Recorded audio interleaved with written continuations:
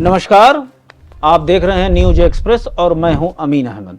आज जो है भारत में जो है जो धार्मिक पूजा होती है उसकी पहली सबसे बड़ी जो है धार्मिक जो है पूजा जो है नवरात्रि जो है शुरू हो गई। इसके बाद से दीपावली, उसके बाद से छठ और ये सारी चीज़ें शुरू हो जाएगी और फिर जो है अगले साल मार्च अप्रैल में जो है क्या कहते हैं कि होली के बाद जो है सारे त्यौहार खत्म हो जाएगा। तो आज उसका पहला दिन है, तो इसलिए न्यूज एक्सप्रेस की तरफ से आप सभी को हार्दिक शुभकामनाएं। अब बात करते हैं इजराइल और ईरान के युद्ध की।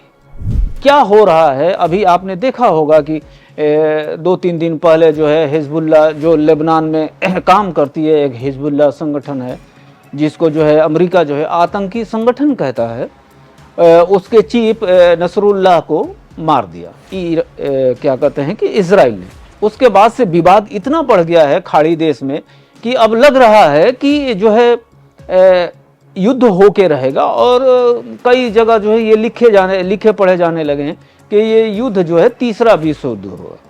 इसमें अब एक दूसरी स्ट्रेटेजी ये बन रही है कि कौन किसके साथ है। तो आप जानते हैं कि इजराइल के साथ अमेरिका हमेशा से खड़ा रहा है, लेकिन कुछ बातों पे कॉन्फ्लिक्ट है और जिन बातों को वो विरोध कर रहा है। लेकिन आज हम ये बात नहीं करेंगे। जैसे ही क्या कहते हैं नसरुल्लाह की मौत हुई उसके बाद से उसके बाद जो है ईरान ने बदला लेने के लिए 2 दिन पहले जो है कम से कम कहीं 150, कहीं 200, कहीं 120 इस टाइप से कहीं 300 लिखा जा रहा है कि जो है ईरान ने हमला किया और जो है भारी नुकसान पहुंचाया है। तो उधर इजराइल जो है लेबनान में जमीनी कार्रवाई करने के लिए जो है तैयार है और उसकी सेना जो है लेबनान में घुस रही है। इसी बीच एक बात देखी जा रही है और कही जा रही है कि क्या ईरान और इजराइल के बीच जो विवाद है, इस युद्ध में कौन कितना शक्तिशाली है, किसके साथ कितनी सेना है, किसके पास कितने लड़ाकू विमान है, किस तरह के लड़ाकू विमान हैं, वो जो है उसके साथ कौन कौन से देश हैं और क्या कर सकते। तो आज हम अपनी इस स्टोरी में आज हम आपको ये बताएंगे कि ईरान के पास कितनी सेना है, कितनी खतरनाक हथियार हैं, कितने लड़ाकू विमान हैं और इजराइल के पास कितने खतरनाक हथियार हैं, लड़ाकू विमान हैं या और क्या क्या चीज़ें हैं। 2 दुनिया की बड़ी संस्थाएं हैं, एक है इंटरनेशनल इंस्टीट्यूट फॉर जो है स्ट्रेटेजिक स्टडीज, जो दुनिया भर में किसके पास क्या है, कौन से हथियार हैं, क्या है, परमाणु बम कितने हैं और वो उसके पास कितनी ताकत है, एक वो संस्था देखती है। दूसरी है द इंडिपेंडेंट, ये भी जो है ये जो है दुनिया में कौन से देश में कितनी ताकत है और क्या है वो चीज़ें। हम सबसे पहले ये जो भौगोलिक दृष्टि है, जो जियो पॉलिटिक्स है, उसके हिसाब से ये बता दें आपको सबसे पहले कि ईरान से इजराइल की दूरी जो है 2100 किलोमीटर है। इससे आप समझ सकते हैं जिस तरह से भारत और पाकिस्तान की दूरी जो है सीमा जो है सटती है। अगर आप फिरोजपुर या पंजाब से जाते हैं तो लाहौर 20 किलोमीटर पड़ जाएगा और वहाँ पे जो है सिखों के सबसे पवित्र स्थल गुरु नानक साहिब में जाने के लिए लोग सुबह पैदल चले जाते हैं और फिर शाम को उसी कॉरिडोर से वो आप जानते हैं। तो उस हिसाब से 2100 किलोमीटर दूर है इजराइल ईरान से।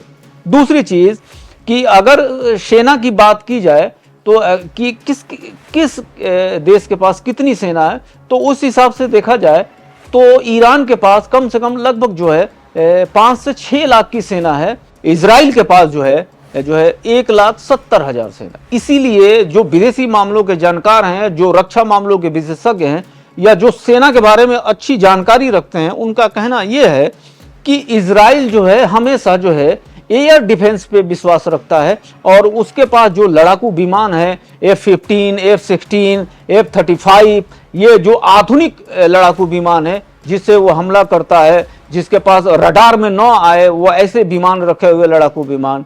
जैसे भारत के पास भी कई ऐसे लड़ाकू विमान है, जैसे राफेल फ्रांस से लिया है, तो उस टाइप से है। लेकिन यही चीज़ अगर ईरान के पास देखें तो पिछले 30-40 सालों से जो है अमेरिका उस पर प्रतिबंध लगाए हैं, उसकी अर्थव्यवस्था काफ़ी डाउन है और जो है क्या कहते हैं कि हर तरफ जो है भुखमरी है, दवाई की कमी है। तो ये आप देख सकते हैं कि क्या बैलेंस है। एक तरफ जो है अमेरिका इजराइल के साथ है, तो दूसरी तरफ जो है चीन और रूस सिर्फ जो है नाम कहने के लिए। हो सकता हो कि अगर युद्ध होता है तो अमेरिका को रोकने के लिए जो है रूस ईरान के समर्थन में आए।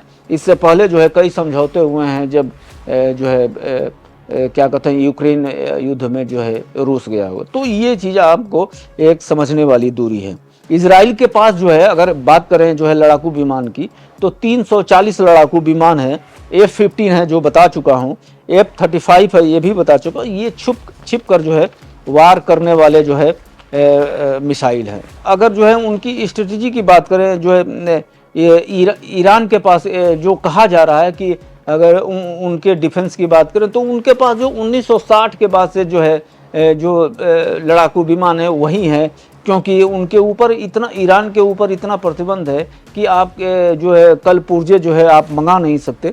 लेकिन उसके पास जो एक बड़ा जो डोमिनेट करेगा ये ईरान क्या इजराइल को, वो सबसे बड़ी खासियत है।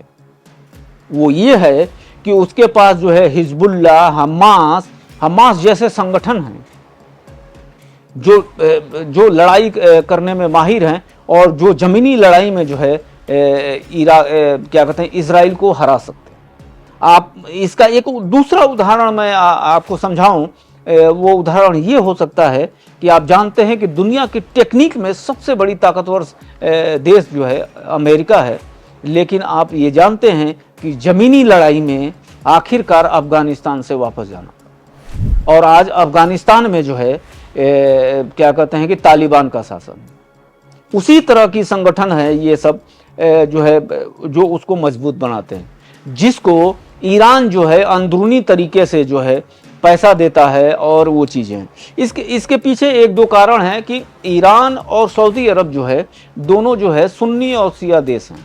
ईरान शियाओं को पसंद करता है और क्या सऊदी अरब जो है क्या कहते हैं कि सुन्नी देशों को।